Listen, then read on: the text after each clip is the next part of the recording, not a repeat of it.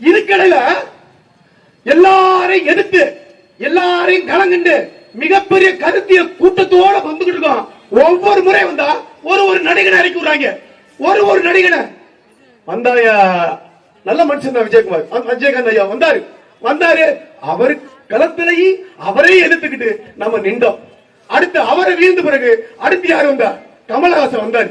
அவரையே நம்ம எதிர்த்து, அவருக்கு பின்னாடி அவரையே எதிர்த்து நம்ம அரசியல் கருத்தியல் புரட்சி பண்ணி நின்றுட்டு இருக்கோம். இப்போ ஒருத்தன் வந்துட்டான், சேட்டை முடிச்ச பையன். ஒரே டைலாக், ஒரே இடத்துல, வெவ்வேறு இடத்துல ஸ்கிரிப்ட் கரெக்டா ஒரே ஒரு டைலாக் தான் சொல்லி கொடுத்துருக்கு. ஒரே டைலாக் தான். என்ன, என் வழி உங்களுக்கு புரியுமா? ஒரே டைலாக் வச்சிருக்கான், என் வழி புரியுமா? அப்புறம் மறந்துருச்சு. மறந்த பிறகு பிட் அடிக்கிற மாதிரி எடுக்கிறான். அதுக்கு ஏத்த மாதிரி கூலிங் கிளாஸ் ஒன்று போட்டிருக்கான். அது போட்டுட்டு திரும்ப ஒரே டைலாக் சொல்றான்.